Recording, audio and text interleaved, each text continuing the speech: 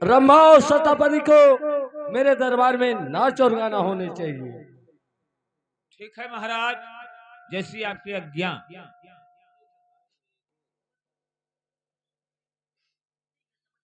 चलो सबक परी और रंभा हमारे महाराज के राज दरबार में आने का कष्ट करें। धन्यवाद।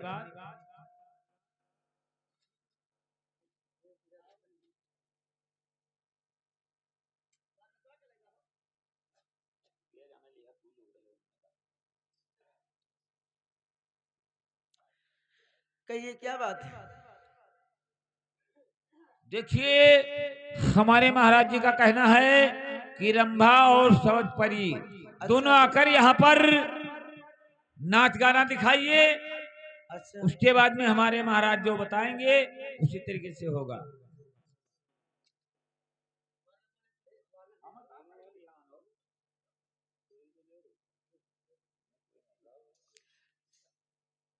अमवा माहुआ के झूमे डरिया है जी।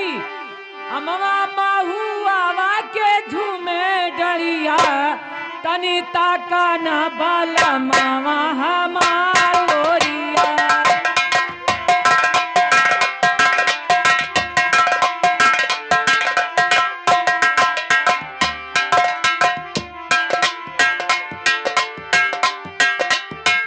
अमवा माहुआ के झूमे डरिया है जी।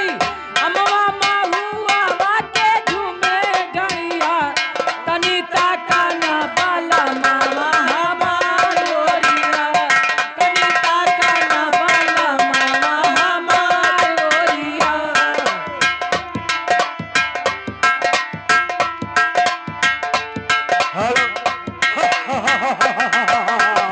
क्या बात है? कितना मजा आ रहा है?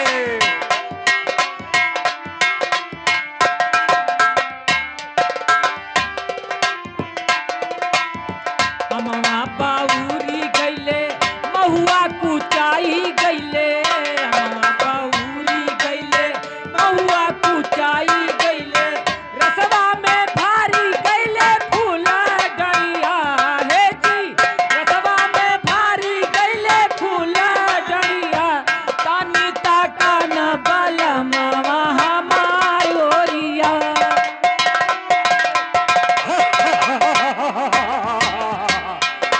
कितना मजा आ रहा है दरबारी?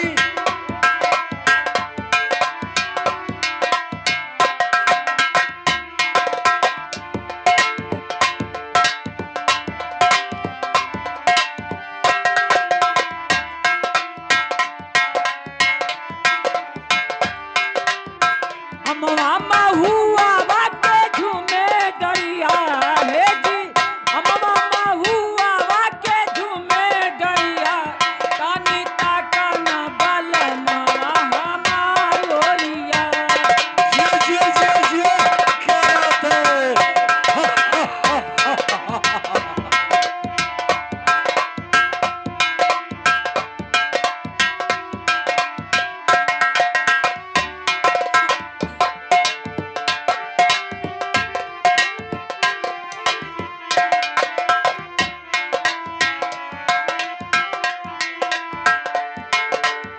महुआ बिना न गईली वही महुआ बागिया। महुआ बिना न गईली वही महुआ बागिया। रहिया माथेड़े ला देवारा पपिहा है जी। रहिया माथेड़े ला देवारा रसिया तानी ताका न बल मावा हमारोरिया।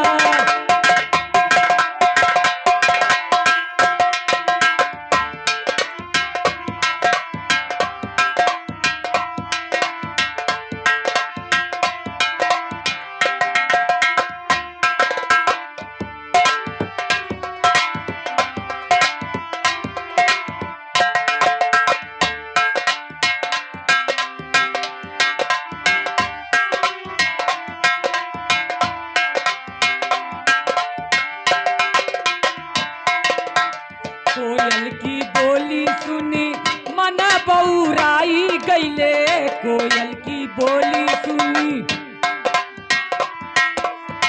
कोयल की बोली सुन के तुम बहुराई गईले। कोयल की बोली सुने मना बहुराई गईले, नहीं अले हमारो बाला रसिया हे जी, नहीं अले हमारो बाला रसिया, तानी ताका न बाला मावा हमारो रिया, तानी ताका न बाला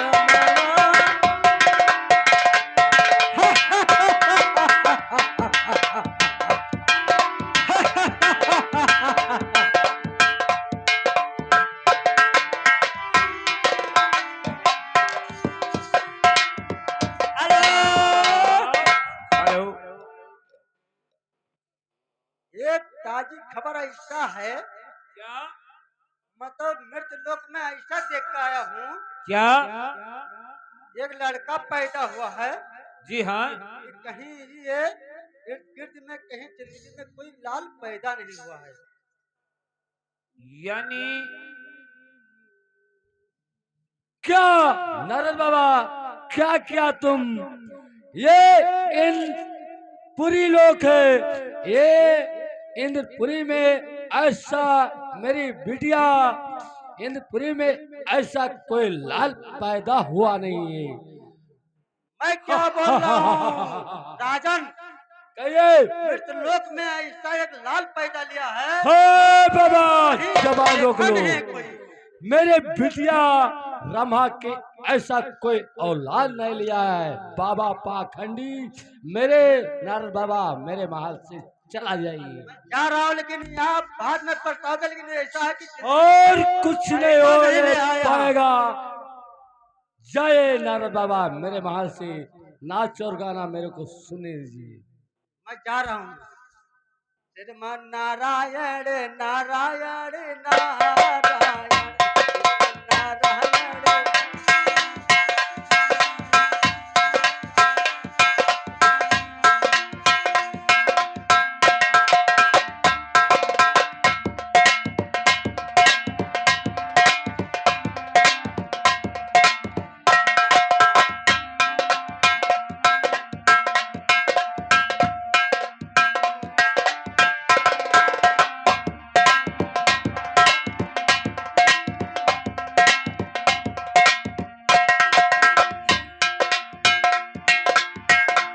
हेलो।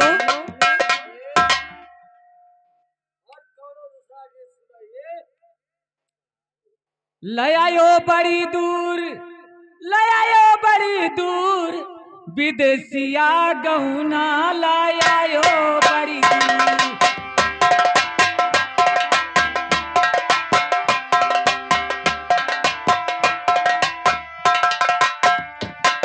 ले आयो बड़ी दूर, ले आयो बड़ी दूर, विदेशिया गहुना ले आयो बड़ी दूर, विदेशिया गहुना ले आयो बड़ी दूर।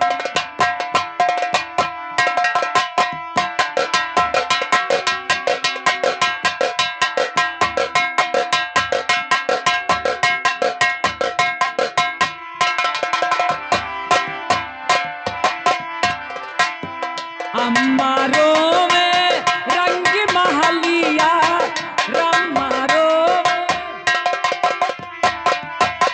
रंग महलिया, पप्पा है मजबूर, विदेशिया गौना ले आयो बड़ी दूर, विदेशिया गौना ले आयो बड़ी दूर।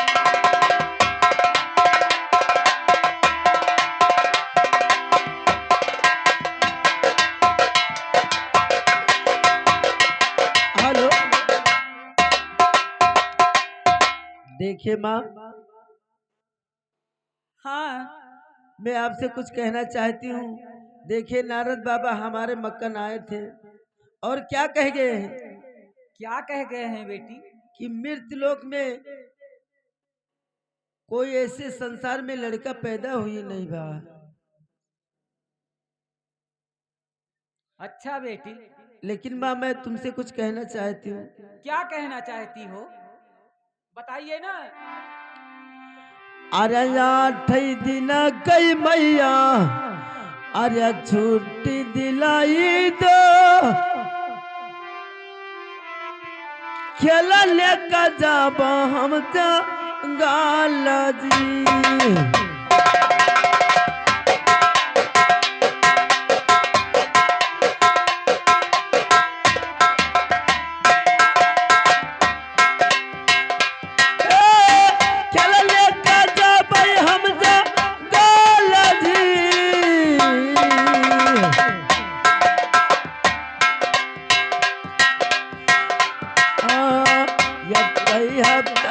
मैया और छुट्टी दिलाई दो चला लेकर जाब हम गाला जी।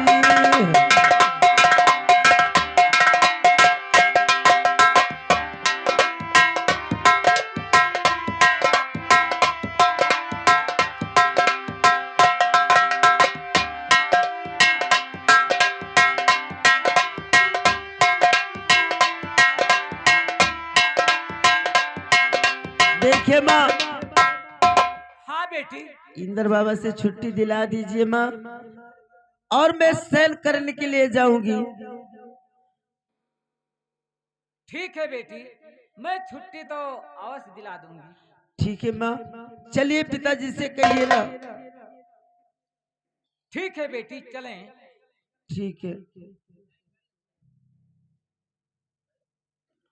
हेलो हेलो, अरे हैरान मोरा कंगना रात झका झोर माँ, हैरान मोरा कंगना रात झका झोर माँ।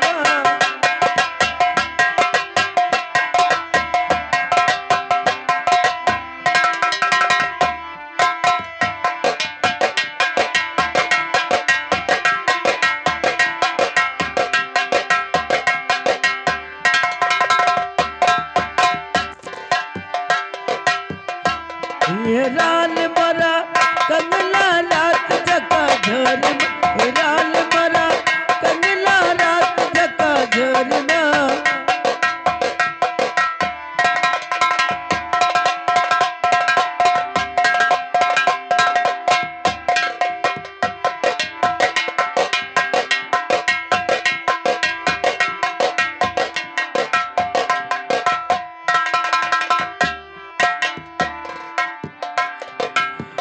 जऊ मोर कंगला का हेर ढूढ़ी लावे, जऊ मोर कंगला का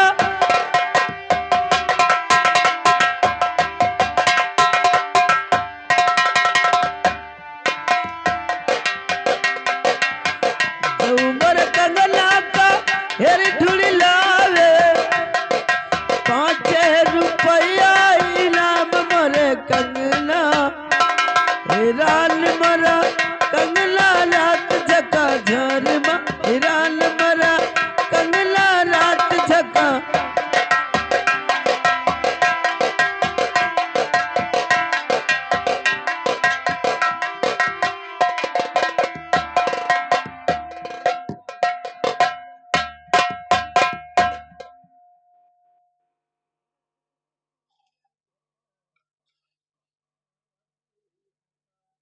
डोरेमोन,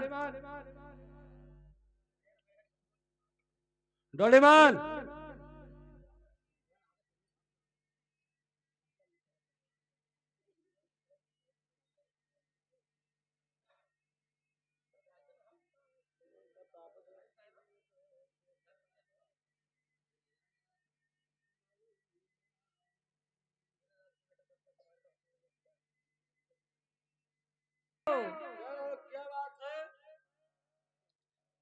महाराज जी, कहिए। सबक परी छुट्टी मांग रही है। रंभा सबक, रंभा क्या रमा को छुट्टी चाहिए? आज छुट्टी चाहिए। वो 8 दिन के लिए जा रही है शिकार करने के ये लिए। तो नहीं होने पाइए। हर सुनो सुनो हो रनिया हमारी बात चनिया, बचन के सुनो मोरा ध्यान।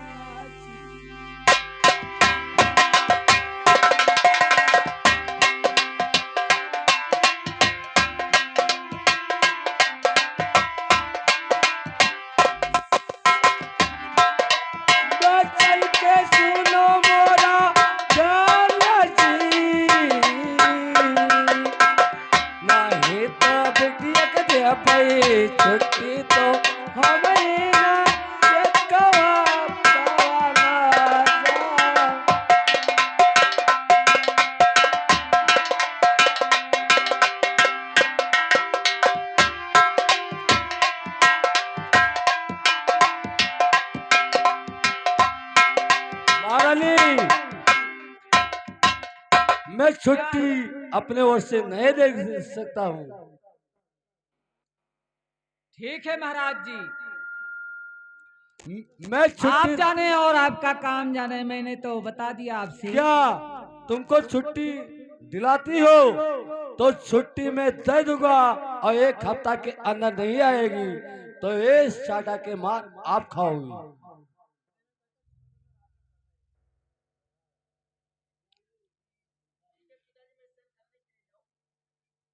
ठीक है माँ, क्या हुआ, पिताजी छुट्टी दिए?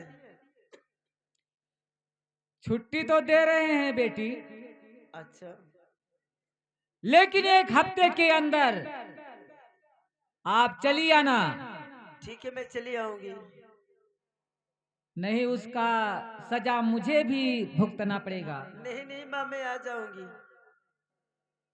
ठीक है बेटी, ठीक है, मैं चलती हूँ। ठीक है जाइए बेटी।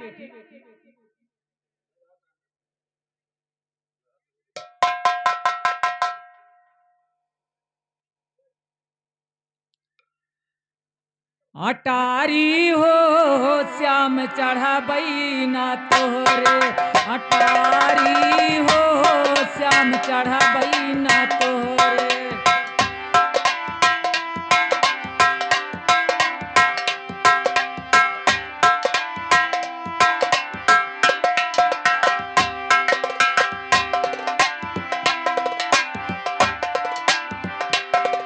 अटारी अटारिया टारी हो हारी चढ़ाबई ना तोहरे, अटारी हो श्याम चढ़ाबई ना तोहरे।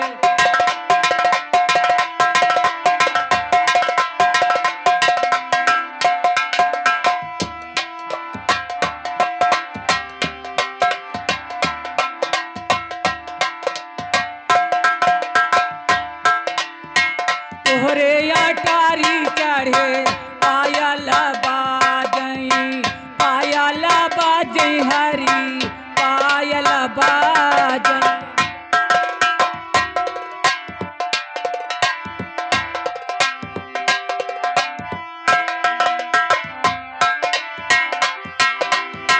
तोहरे अटारी चढ़े पायल बाजई, पायल बाजई हरी पायल बाजई।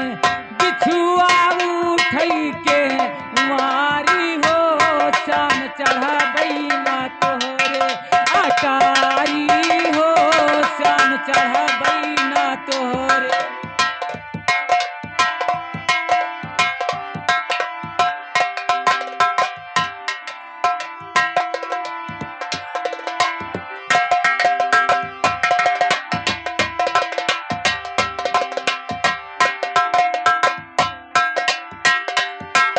अटारी अटारिया टारी हो श्याम चढ़ाबई ना तोहरे, अटारी हो हारी चढ़ाबई ना तोहरे।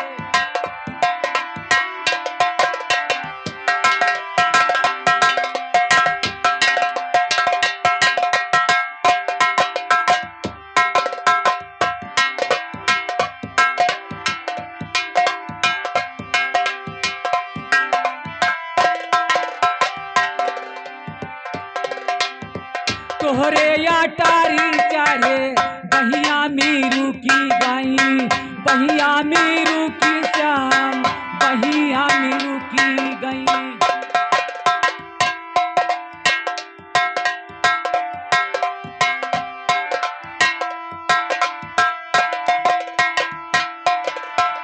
तोहरे अटारी चढ़े बहिया मीरू की गई, बहिया मीरू की हरी बहिया मीरू की गई। करकला बदन मारी हो श्याम चढ़ाबई ना तोहरे, अटारी हो श्याम चढ़ाबई ना तोहरे।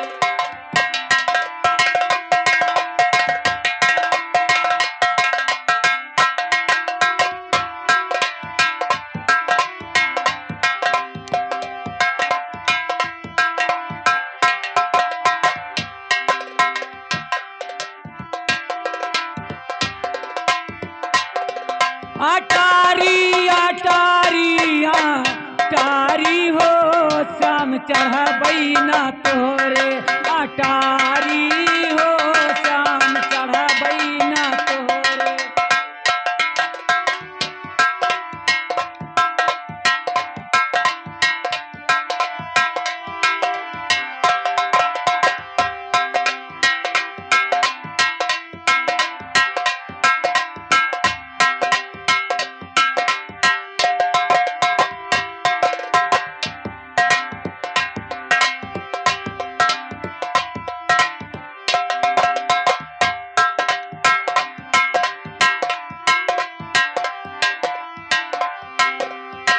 तोहरे अटारी चढ़े बालकरों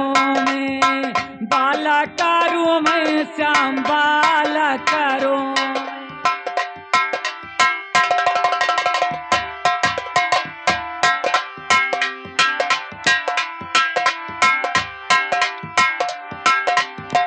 तोहरे अटारी श्याम बालकरों में हरि बालकरों में। शासन नद दीना गारी हो श्याम चढ़बई ना तोहरे अटारी हो श्याम चढ़बई ना तोहरे।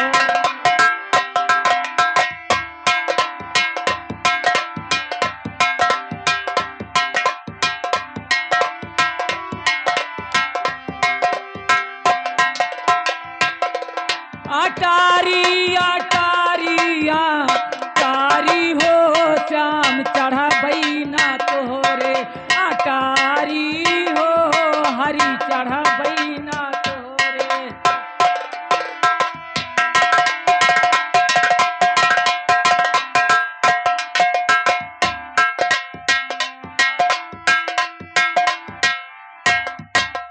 जोड़ीवान कहाँ है बे? इधर आइए।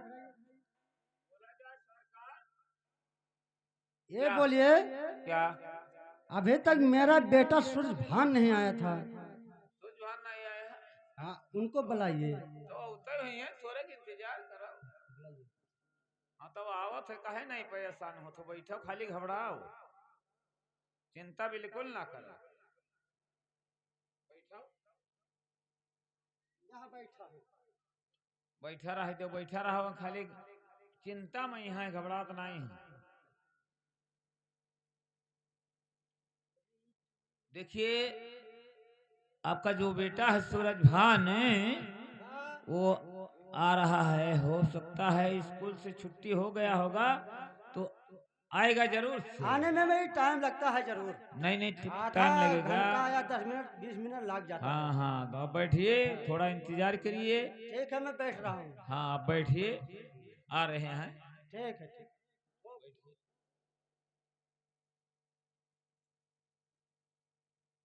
महाराज ऐसा बात है कि सूरजभान भैया वही में रहिए हैं, देखे में नीक नाक लागत है, टाइम कुछ लाग जाई, औते हुई हैं, आवे दियो तब अब बतियाई ले, कोनो खास जरूरी काम है ले तो आवे दियो, हिया तक पहुंची तब तो ठीक है भैया, चाय पी लियो।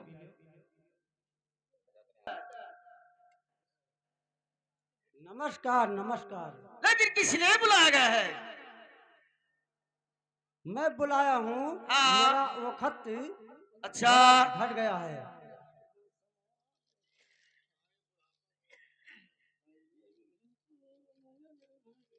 अरे आवा बुढ़ापा बेटा निश्किल सा मैया, हमसे न चाले दारा बारा जी।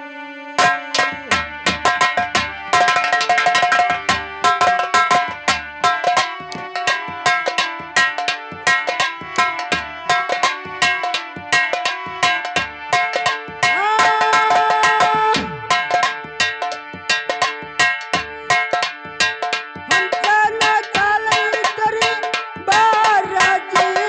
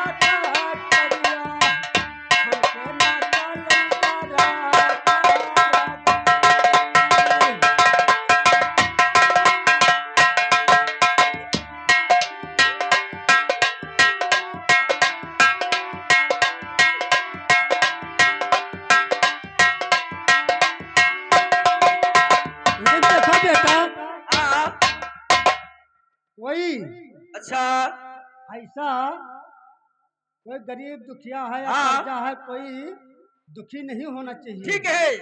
ऐसा नाम कमाइए कि दुनिया में नाम कमा लो। अच्छा ठीक है, जाइए पिताजी। अब आज हम चलाएंगे और आज हम चलाएंगे। ठीक है, जाइए। हेलो, देखिए अब मेरे दादू ने मुझे बंदूक दे दिया। अब मैं जंगल में शिकार खेलने के लिए जरूर से जाऊंगा।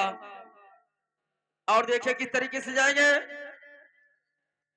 अरे दादा दई कई भागा, अरे दादा दई कई भागा, अरे मरा नीरा मोहिया दादा दई कई भागा।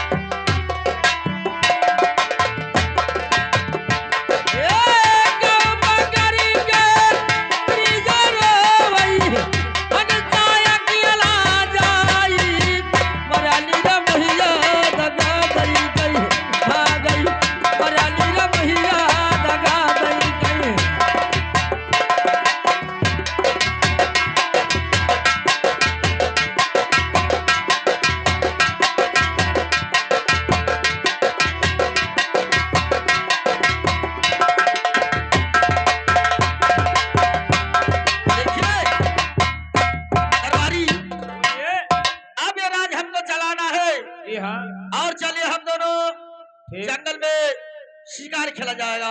ठीक है चलिए। ठीक है, चलिए। चलिए।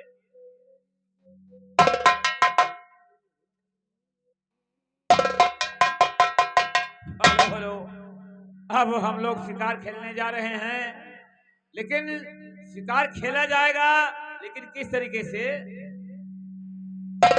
हेलो हेलो हेलो, अरे अपने गवनवा कई दिनवा न जना लिऊ पिया निरा मोहिया मारा।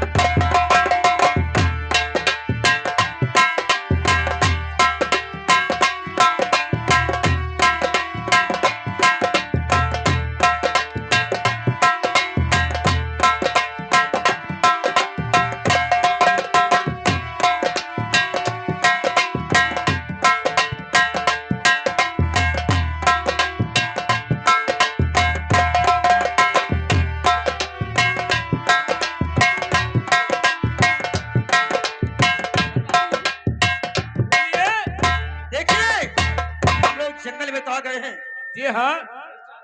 और बहुत घनघोर दिखाई दे रहा है। जी जी जी। चले शिकार कर देखा जाएगा। ठीक है चलिए। चलो।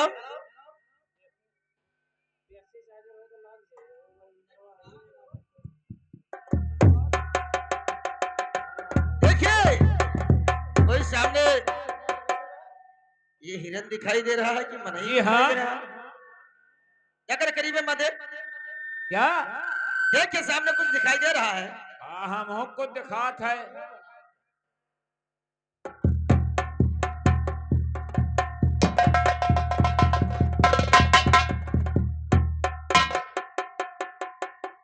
लागत तो है,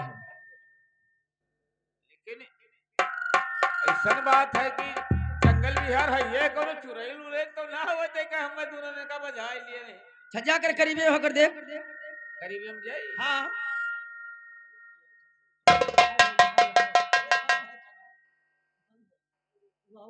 बाबू साहेब तो चुड़ैल ना हुए।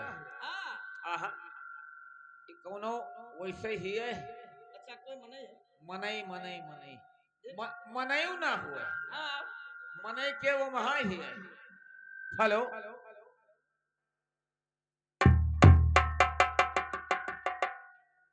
ये कोई हसीन अर्धांगनी है। हसे हाँ हाँ हसीन हसीन। देखिए आए उससे करीबे hello hello hello hello hello hello hello hello hello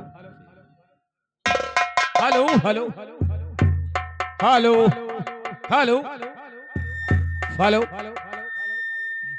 hello hello hello hello बस छोड़ दे। Hello hello hello hello hello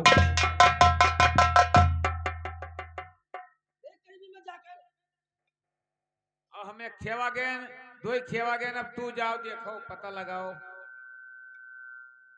तो हरियन गए था लागी।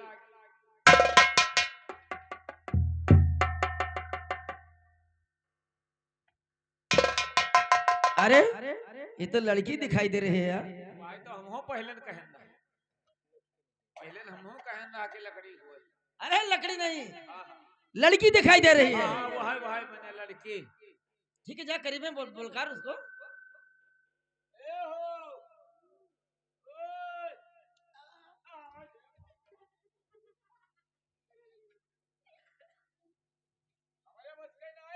क्या हो रहा है? जैसे कुकरवा ने खेत था वैसे हमें खेत लिया। हम भाग ना ले तो नोच लिया। फिर से जा।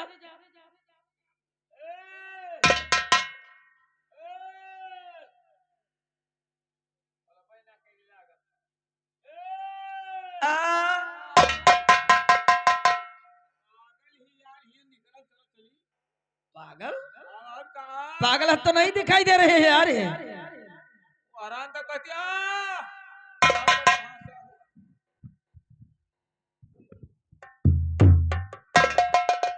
यार ये तो बहुत हसीन लग रही है। दिन तो ही है। हाँ लेकिन बोलत कम ही है। ठीक है हम उससे बात करेंगे। तो आप बतियाओ। अरे कौन अभी बात आ गई है मारी है रानी